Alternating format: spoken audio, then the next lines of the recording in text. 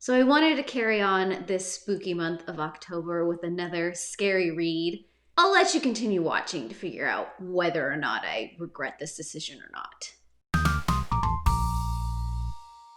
Hi guys, it's April, and I'm going to do this review the same way I do all of my other reviews. I'm going to have the non-spoiler section up front, followed by the spoiled filled dump afterwards. In case you don't want to spoil yourself, I will let you know when that transition happens so that you can make that decision. Now, I did receive a copy of Asylum by Teresa Dale for a free and honest review, and that in no way has swayed my opinion on this book, but I wanted to let you guys know that was the case. Asylum is the story of a young photographer named Bailey who goes on a group outing to the abandoned hospital called Briarhaven.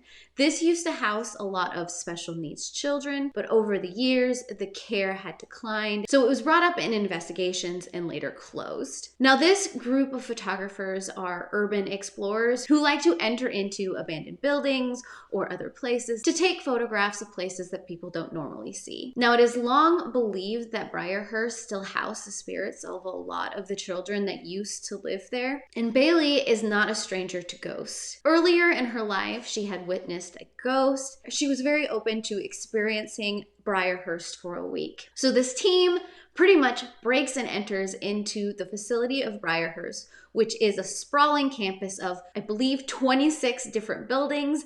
And this is where it all starts. I do have to say up front that this story is very typical of an asylum story. It doesn't deviate very much from a lot of the traditional stories that are told in this setting. You have very horrific things that happen to patients. You have experimental treatments. You have doctors who just liked to use their power. You have children who are mistreated. So it didn't deviate a lot from that typical storyline.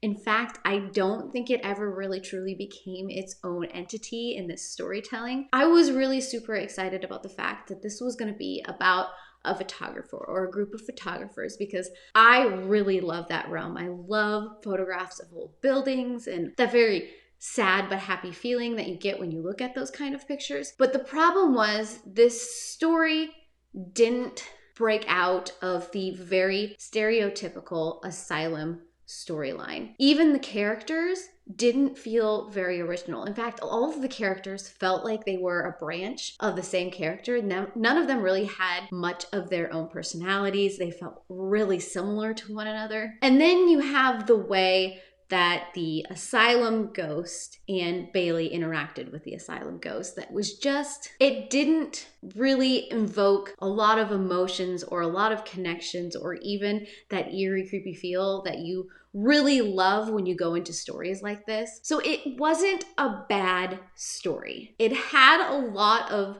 interesting things going for it, but I don't think it was developed to a point that it would make it onto my shelves. For me, this book is a snapshot of those Halloween candy horror films that you would pick up, and while you're watching it, you know it's not real. It never brings you into the full story. You don't feel like you're immersed into it. And at the end, you didn't get really scared. You questioned a lot of, I guess that could have happened, but the believability doesn't stack up. And for that, I didn't enjoy this book as much as I wanted to. I just wanted so much more from this read. So would I recommend this read?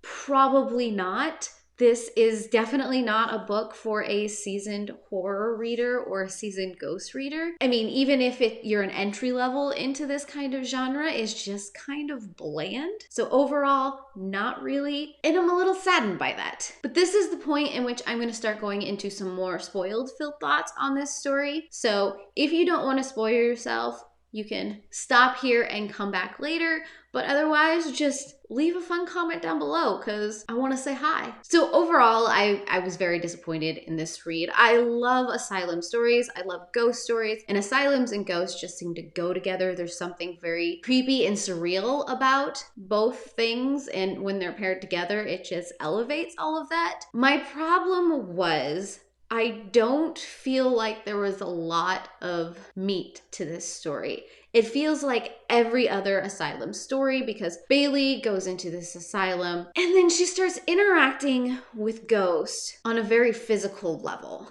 And yeah, I get that and I understand that, but it definitely pulled out of the scary vibes. And the fact that Mona, who is the ghost that she mostly interacts with and the one that like convinces her to stay and investigate everything that's going on, Mona feels like Bailey. Bailey feels like Mona. And then you have all of these side characters like Cal and Moshi and all of those other characters, but they all feel like they have the same personality. And you never really explore them having something different. And then you have the way that we're talking about mental illness and disabilities and handicaps in this story, but it didn't feel authentic. It felt like it was just, we had to put it there because this is an asylum and that's what makes sense. Honestly, I don't have much more to talk about this book. I wasn't that excited about it as I was reading it. I could have predicted absolutely everything that happened. The way she ends up interacting with these ghosts feels really weird. I didn't feel like there was any characters in the story whatsoever. So those are my thoughts. Tell me down below what your thoughts are on if you've read this book. I'm assuming if you made it this far that you have. If you have watched through because you just wanted to see what my spoils were, just tell me down below.